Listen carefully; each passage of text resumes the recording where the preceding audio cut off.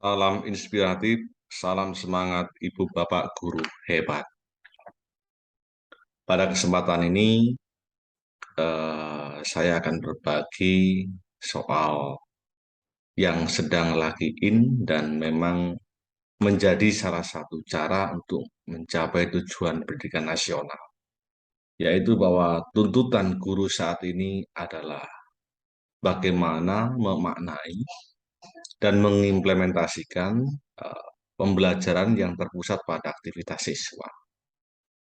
Nah, karena kata kuncinya adalah aktivitas siswa, berarti harapannya guru tidak lagi menggunakan model-model atau pola-pola yang konvensional dalam sistem pembelajaran. Karena sudah pasti relevansinya sangat kurang.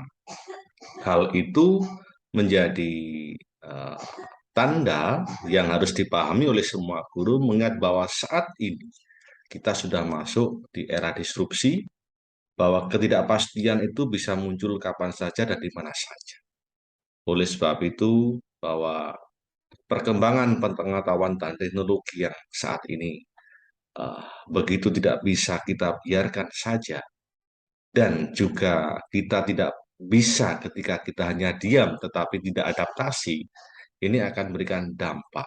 Oleh sebab itu, ini menjadi satu permasalahan bangsa ini, bahwa sebenarnya rendahnya kualitas pendidikan dibandingkan di negara-negara lain itu yang pertama sudah dibahas dalam beberapa edisi di forum-forum besar soal masalah pendidikan, yaitu tentang literasi dan numerasi.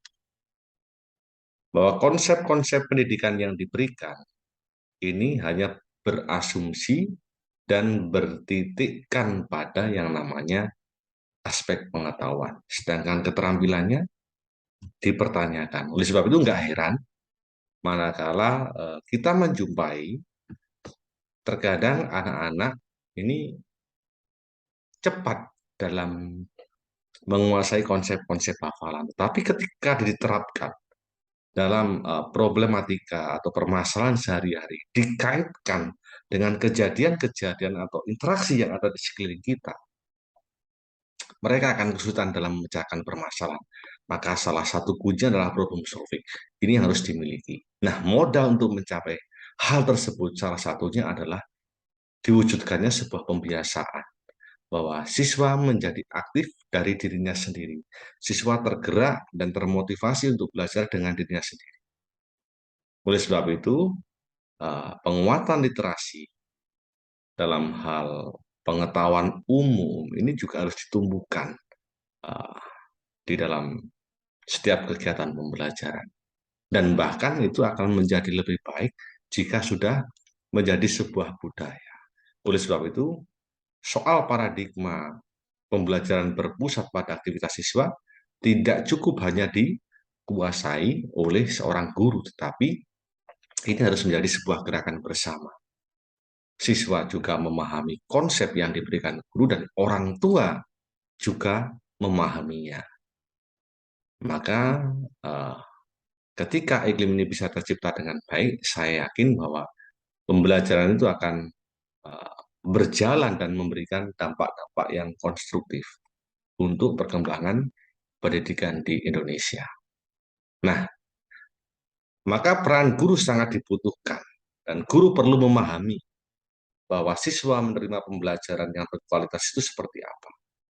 Maka adanya pergeseran fokus kegiatan dari guru ke siswa, tetapi sekarang siswa menjadi subjek didik atau subjek belajar, ini harus dimaksimalkan, ya, harus diberikan eksplorasi sehingga pembelajaran yang berpusat pada aktivitas siswa ini bisa dimaknai dan memberikan manfaat. Karena pembelajaran yang terpusat pada guru ini cenderung membuat siswa lebih uh, individualis.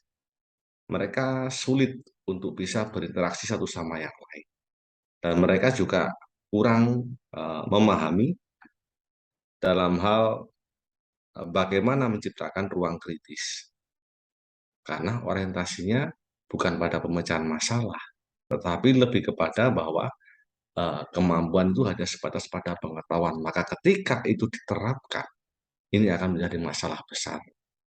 Oleh sebab itu, pembelajaran berpusat pada aktivitas siswa ini menjadi sebuah proses untuk mendorong agar siswa terlihat atau terlibat secara aktif dalam kegiatan pembelajaran dengan mempertimbangkan karakteristik siswa.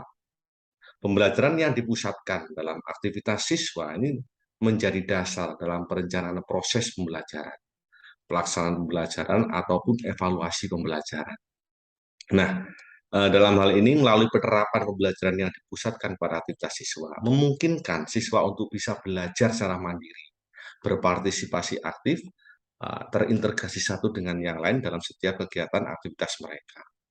Maka rancangan-rancangan pola-pola berpikir kritis itu akan menjadi lebih terarah, lebih terfokus, karena sudah dibangun dari setiap problem solving yang ada dan diberikan sebagai suatu permasalahan dalam setiap pembelajaran.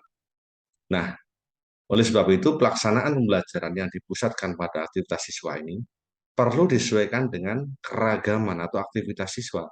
Oleh sebab itu, tuntutan saat ini adalah bagaimana guru bisa melayani keragaman yang ada di dalam setiap kelas. Maka itu tidak bisa disamakan. Tetapi, guru perlu memaknai bahwa siswa itu memiliki karakteristik yang berbeda. Siswa itu unik. Mereka punya kelebihan, punya bakat, punya minat yang berbeda. Dan itulah yang harus dikeluarkan. Bagaimana mutiara-mutiara terpendam di dalam setiap para siswa itu bisa keluar dengan sendirinya dan membawa dampak yang sangat positif. Maka ketika siswa sedang belajar secara mandiri, mereka bisa memikirkan ide-ide kreatif atau membuat catatan soal diskusi dalam kelas, dalam kelompok, mengerjakan tugas, membangun sebuah proyek scaffolding, yang mana pada hakikatnya bahwa penerapan pembelajaran ini menekankan pada pemahaman konsentrasi siswa yang terintegrasi satu dengan yang lain dalam rangka memenuhi kebutuhan belajarnya. Penerapan pembelajaran yang dipusatkan pada aktivitas siswa ini harus direncanakan dan diupayakan benar-benar bisa matang. Karena hal ini akan menjadikan sebuah tantangan sendiri bagi setiap institusi pendidikan, baik itu guru ataupun para siswanya. Nah, tantangan guru dalam menerapkan pembelajaran ini adalah berkaitan erat secara langsung dengan bagaimana manajemen sekolah. Dan ini perlu fokus terhadap penggunaan sumber-sumber daya yang tersedia. Bagaimana guru ini bisa menjadi aktif dan terlibat dalam meningkatkan kompetensi mereka, mulai dari melakukan pencarian, menambah pengetahuan, ya, memperupgrade skillnya. Oleh sebab itu, tuntutan belajar bukan hanya pada para siswa, dan ini sangat tidak bisa dan tidak relevan sekali. Manakala tuntutan hanya diberikan kepada para siswa, tetapi gurunya harus mau belajar, harus mau berbenah, harus mau berubah. Ingat, pada saat ini guru bukanlah satu-satunya sumber belajar, tetapi bagaimana guru bisa memberikan fasilitas, bisa menggerakkan para siswa menjadi lebih produktif. Nah, ini menjadi penting sekali bahwa sebenarnya ada pergeseran yang fokus dari guru menjadi fokus kepada siswa. Oleh sebab itu, hubungan dan tanggung jawab, peran dan nilai guru ini juga menjadi berbeda. Dan ini harus menjadikan pemahaman. Latar belakang pemahaman, kerangka, dan seterusnya. Ini juga menjadi sebuah penekanan terhadap apa ya, tujuan mencapai tingkat yang lebih tinggi, keterampilan para siswanya itu bagaimana bisa dikelola dengan baik. Dan saya percaya bahwa hanya dengan pembelajaran berpusat pada aktivitas siswa, maka pembelajaran itu akan menjadi benar-benar bisa bermakna dalam setiap kehidupan. Dan bagi mereka, tentu untuk masa depan mereka. Karena kita nggak bisa lagi kalau kita hanya diam, kemudian tanpa mengintegrasikan teknologi dan pembelajaran. Oleh sebab itu, Technological, Pedagogical, and Content Knowledge atau TPAJK ini perlu diberikan kepada para siswa sehingga koneksi itu ada, baik siswa yang berada dalam kelas, bagaimana mereka bisa mengakses pembelajaran itu baik daring ataupun tidak, tetapi kita benar-benar mempersiapkan mereka. Tujuannya apa? Bahwa kecakapan-kecakapan uh, untuk menumbuhkan, untuk membangun, ya, membangun kompetensi ABA 21 ini sudah ditanamkan pada para siswa. Dan semoga ini bisa memberikan manfaat. Salam bahagia, salam inspiratif, Ibu Bapak Guru hebat.